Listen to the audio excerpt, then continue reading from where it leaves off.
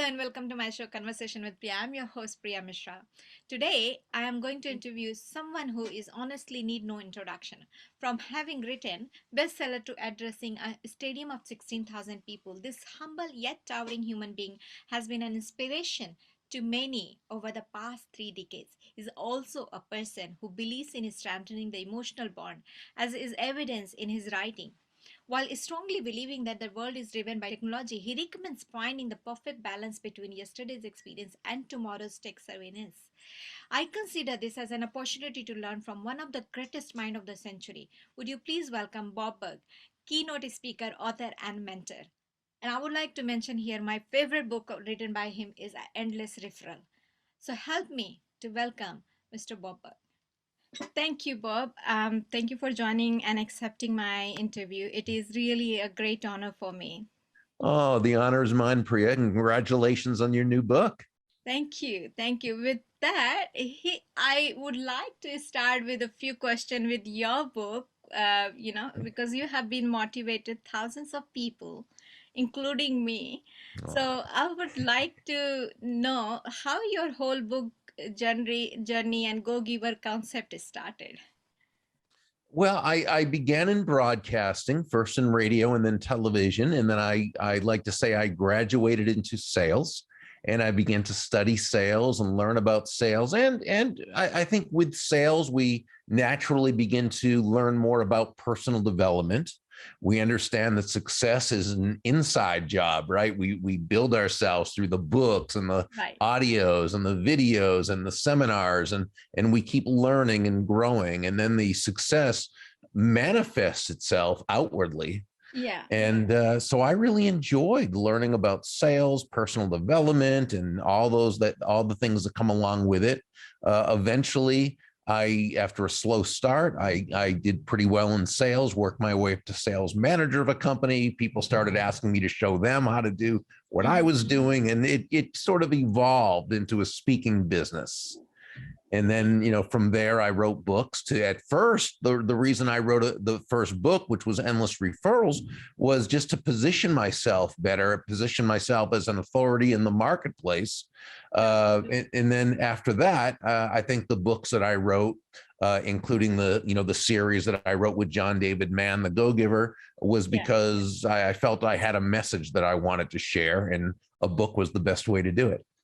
Right. Yeah. I mean, when I started thinking about the whole influential concept and how I'm going to influence the world, change the world, I was like, first, I mean, when I was doing my coding, my mentor used to say, first learn how to, do all the rules has been introduced before you break the rules, Right, exactly. Mm-hmm. So I started a lot of read book. I'm a reader, so I love reading books. A week, one or two book I like to read. So Wow, good for you. I love reading. Introduced by my father in a very early age. So when I started, Same here. remember Dale Carnegie books, like influential category. Mm-hmm. Just blown me away on that. Yeah, that was one of the first books. Well, that was one of the first personal development books I ever read, Dale Carnegie's book. Yes. It was one of my also in that genre. I mean, I have read a lot of other books, but it was amazing, interesting book. Now I Sorry, see your, yeah, please go on. no, I was going to say my forgive me. I turned away because I was looking for my book from my Dale Collections of Carnegie's book. book, but I'm not finding it up. Oh, here it is. Collections of book I can see. You have This is put one of like, the early editions of Dale Carnegie's How to Win Friends and Influence right. People. And you could tell the person who wrote in it, who made notes in it, and you could tell from the old newspaper that they had in there. So I really treasure this edition of the book. Yeah, no, that's amazing. I don't have that, but once we will in person, I would like to hold and touch that. Go Go Giver Influencer is one of your very interesting book. I'm actually looking forward to read. My favorite Thank book you. is Endless Referral so far. Oh, Like, thank you. Thank you so much. I really loved it, and I have implemented in my whole business model when I started this, business 7 years Mhm. ago. It really changed my perspective of thinking. So I do Wow. treasure that, Thank you you. know. I appreciate that. I'm honored Yeah. by that.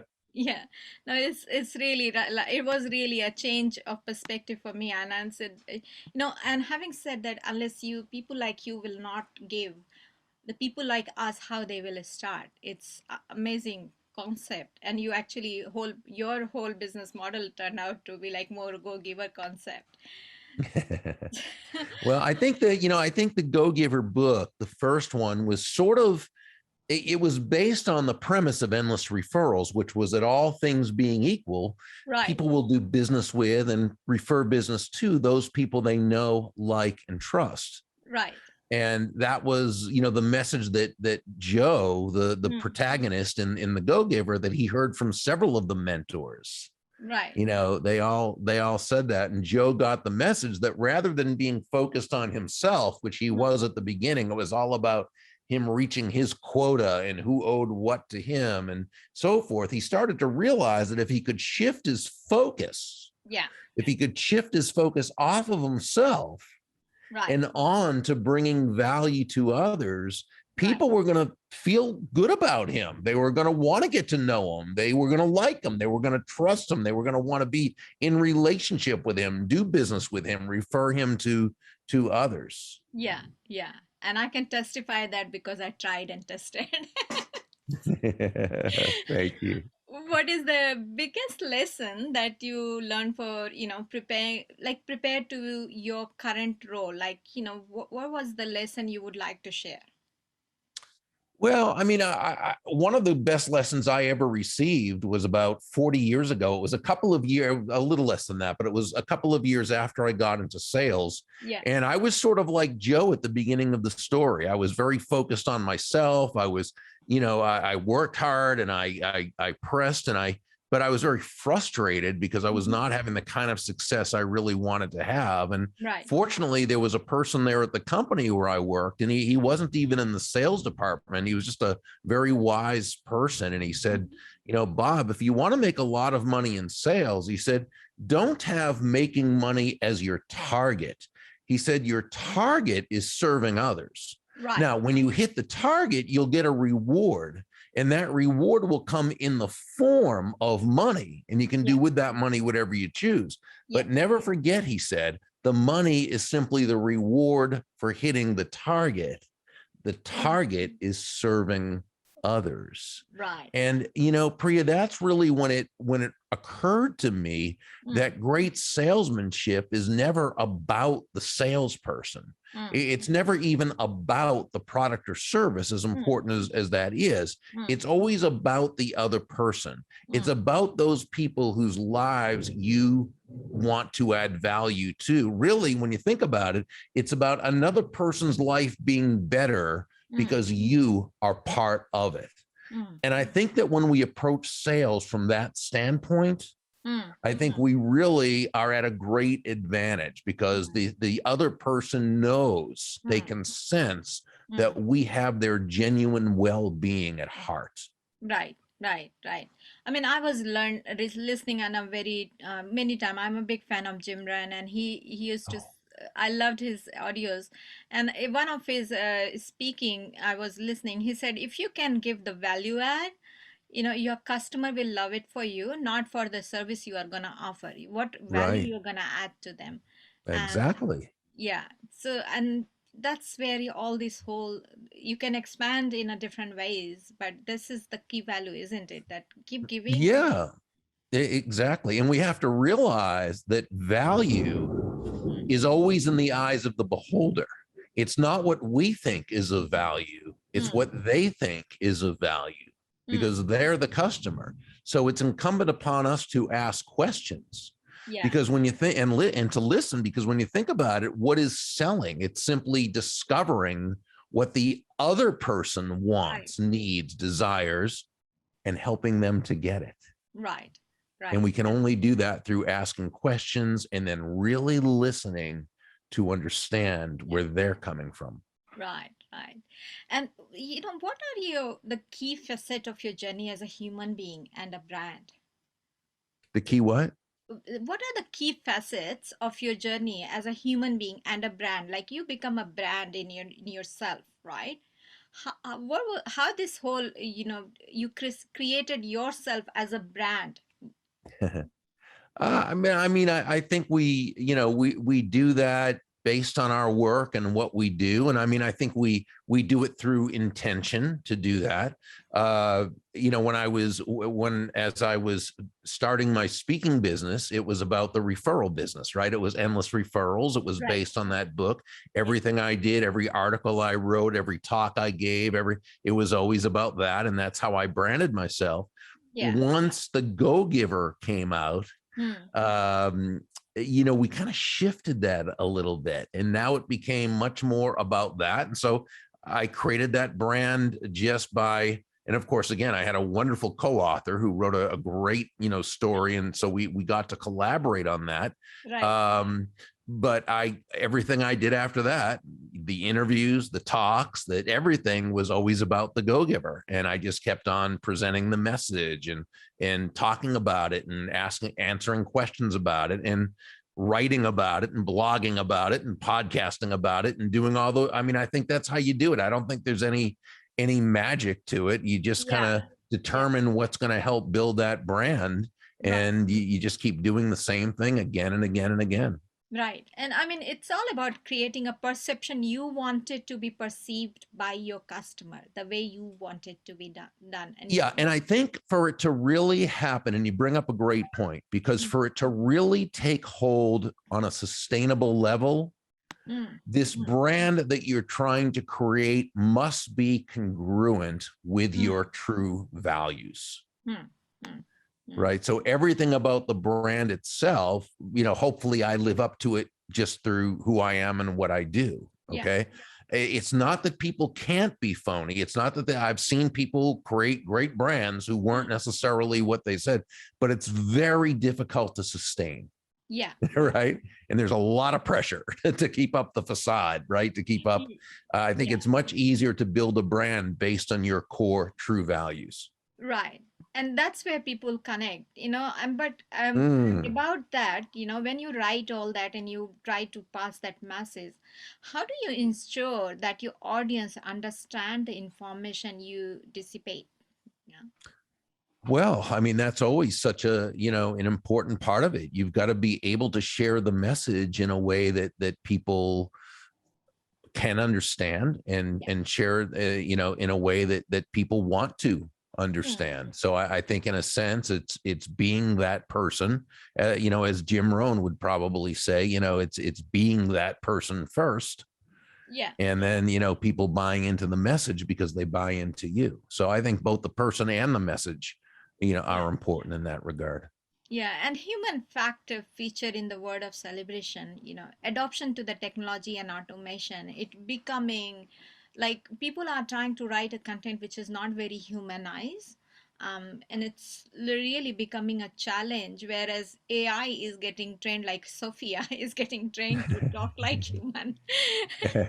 It's amazing shift is happening. Like I have noticed a lot of content. I'm very much focusing my business model based on the narrative, and I'm not finding it.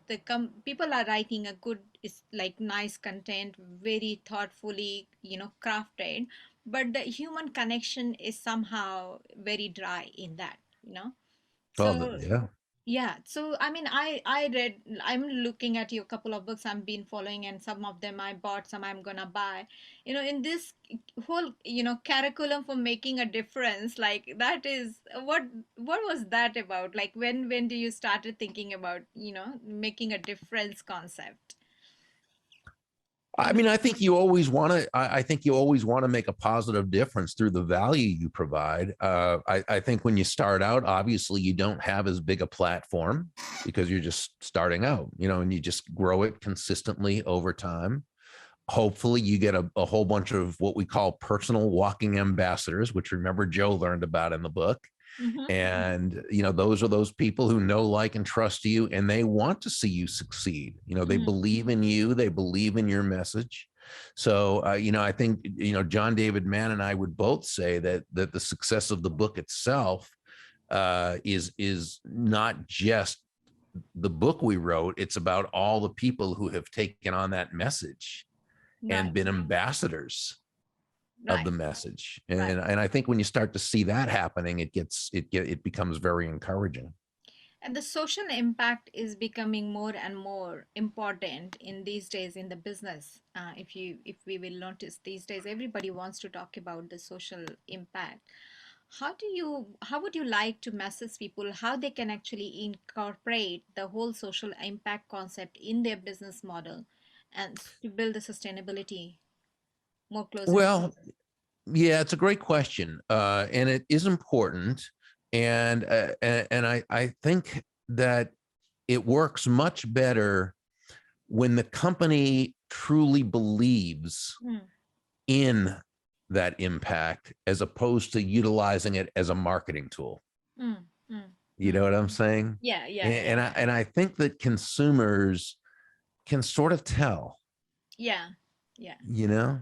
yeah. And again, I think so much of the power of influence starts with those core values Mm, mm, and those core beliefs. mm, mm. So that is the one thing I would say to any company who wants to, to feel as though they're making an impact socially, Mm, as well as simply financially. yeah, And a lot of times, remember, just the product they sell, if there wasn't a social angle to it, if just the product they sell, if as long as it provides exceptional value to people, yeah, then they deserve to earn all the money they can earn because they're mm, bringing to the marketplace something that the market wants, that people right. feel makes their life better. When there's a social aspect to it, I think it's even better because obviously we all want to see good things, for the world. I just think that it's really important for that company to really believe Mm, in what they're standing behind, not just doing it so that so it's politically correct, and they think people will like them better and buy from them because they're supporting a cause. You know what I'm saying? right. Yeah, yeah. And it becomes very important for people to, when they are thinking about social impact, do you think that people, if they are not passionate about that social cause even, they will not put themselves 100% and everybody can see and understand and feel it? Um, Ultimately you are trying to sell another human, whether it is b2b b2c, ultimately the other side another human is sitting. It's Hmm. all come to you know how human to human connects, so that It emotion always and is. passion comes automatically, so Yeah. Oh yeah. No, I agree with you, and that's why I think it's really so important. Hmm. If a company's going to go that direction, they need to really have their heart behind it, Yeah, not just see it as another way of impressing the public, and. yeah, yeah. I mean, you started the book writing because you wanted to become a thought leader, but then you got passionate about it, and it's the reflection now, you know? Yeah, well, yeah, I would when I wrote my first book, it was strictly for the positioning aspect of it. Right, Okay, it right. was because I wanted to be able to make myself more marketable as a speaker. Mm. I wanted to have more engagements, all those reasons that you would do it for that. I still believed in the message. Yeah, uh, I very much believed in the message. It was a message I had lived and built my yeah, own business that way. So yeah. it was congruent. There Mm, wasn't a social impact mm. other than hopefully making the world a little better just by doing. And I mean, I think that my books after that were all because I felt I had a message I wanted to share. Yeah, Um, and that's just another reason. It doesn't have to be the reason for writing, but I think it's a more pleasant way. When you feel when you have um, when you have a reason beyond just business to do a thing. And see, and we even said in the book that yeah. most entrepreneurs Mm. who, build a huge business, they're really not, money is important. That Yeah, we need money to start, and that money's a good thing. It helps you live your values. I mean, when absolutely. you have more money, you're able to do more things that are Mm. what you want to do. That's fine. Yeah. But that's typically not the reason Mm. that someone builds a huge business. Right. The reason is because they have a passion for bringing something to the world. Right. You know, Yeah. that's usually how it is. You know, if you look back to Amar Bose, who was the founder of the Bose Corporation, the Right. the earphones and all the the Mhm. musical, uh, and he ended up being a billionaire, I believe, by the time, at least it was a $1 billion company. I don't know if he was a billionaire or not. I think he was by the time he passed. But he started because when he was in college, he at MIT, he was looking for some really great headphones, Mhm. earphones at Mhm. Radio Yeah. Shack, and he couldn't find any. Wow. And he had a mission. Yeah. His mission was to create headphones that people could listen to and just enjoy the music and that it would sound perfect. That was his passion, Right. right? Yeah. And look what happened. The guy, built a huge, huge company. And I think most entrepreneurs, we make a difference through our work. Right. Okay. And so that's why I think it really is. But it's also great to be able to do something where Yeah. you're able to bring a lot of value to the marketplace and earn a very high amount of money while you're doing it. That's the best of both worlds. Right, right. And it's like when you have a need, you start thinking more about it, and when it becomes passion, that's where actual miracle happens. There are very few products by accident you can see in the market, but there are many products which came out of passion and becomes the household name. Sure. Sure. So, what is that unique value proposition that entrepreneurs can adopt in this day and age of the new normal? Like we are in a pandemic, we all know, and we are. In a way, I see this as an. Of course, we are in a problem, but there is an opportunity. Otherwise, it was not easy to open up to the whole world. I embraced this situation by sitting in my room. I'm talking to all over the world, almost every week. So it was not possible. But my question to you that unique value proposition that entrepreneurs can adopt in this new day, new and normal. What they can do in that. Well, I'm not sure if it's a unique value proposition per se, as much as what they need to do is, I think, be that person who finds a way to bring exceptional value despite what cannot be done. And I think successful people tend to really live in truths. Hmm. Okay. They don't deny the truth because it's inconvenient. Now, they also don't let it stop them from doing what they need to do. So, in other words, let's say when you have a pandemic, right? I mean, there are certain truths, things you cannot do. If you can't go out, or you can't get in front of a customer in person, or you can't, what, okay. So you say, okay, these are the things we can't do, Yeah, yeah. but you don't live there. You acknowledge it. You Mm. acknowledge the truth, but you don't live over there in the problem. You now kind of shift over and you say, okay, I know what I can't do. What can I do? Yeah, yeah. What resources are there that I can even tap into? Who can I speak with? How do I find a way to? And then you look at that. And so, I think what that person does is they communicate to those in their sphere, Mm. or those prospective customers or clients that, Yeah. that they're going to provide value to them in whatever way they can based on the situation. Mm, mm, yeah. And I think that's optimism is very much needed in any given crisis, whether you are prepared for crisis or not. Some crisis, Mhm. I mean, this actually taught us, if anything, nothing. There are some crises can come which we can't prepare for. But when it is there, how quickly we can adopt to flourish Mm. from there, isn't it? Mhm. So Yeah. Yeah. yeah, it's changed everyone's perspective and adoption ability, and there are a strongest survival situation is still, actually, you can see the people who are stronger, and know how to Mhm. become more optimistic, they actually pass through and they thrive more than ever, Yeah. in this Yeah. situation. So, before we go, what is your closing thoughts for the new starters who are coming up as a startup? There are a lot of young entrepreneurs are coming. What are your closing thoughts to them? I think for any entrepreneur, you kind of seek out the information, whatever it is you want to do or whatever you want to accomplish, someone has already done it. Mm. or they've done something close enough to it that you can model it and find out what they did, how they did it, and emulate that. It's try to find the system. What is a system? It's a process for predictably achieving a goal based on a logical and specific set of how-to principles. In other words, the key is predictability. If it's been proven that by doing A, you'll get the desired result of B, then all you need to do is A and continue to do A and continue to do A, and you'll eventually get the desired results of B. So seek out the information. Okay. There's people who've done it. They've put it in books or in audios or videos, or they do courses or whatever.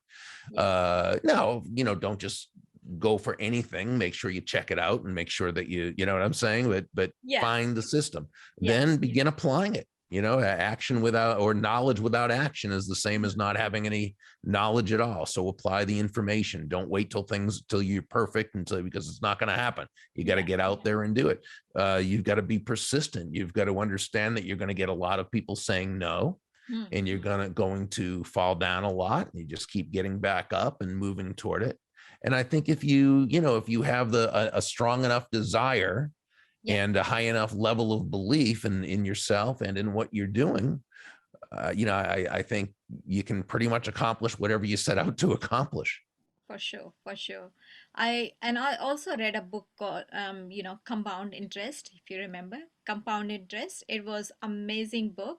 The more you read, more you do things, you get the eventually that compound interest Sure, sure, sure. you know, amazing book Absolutely. to actually enforce the thoughts you just lay down here. So Mhm. yeah, I think it's the more you do, the compound interest actually keep giving you it might not give you immediately Right. one No, point of but you're time. building the momentum, and it compounds and it compounds, and eventually, boom, you just break through. And yeah. Yes, interesting. Thank you so much for joining in. It is amazing. Oh, my It was a pleasure. great communication. I'm sure the audience will find it very interesting as well, and they will definitely get a lot in that. I will recommend everybody to read his books. There are a new book in the market, Go Giver Concept Only, Expand Edition. I think it is Mhm. already in order mode. So it is, I will recommend everybody to read. I am gonna buy that for sure. So thank you so much for joining in, Bob. Thank you. Thank you, Priya. I appreciate you greatly. Thanks.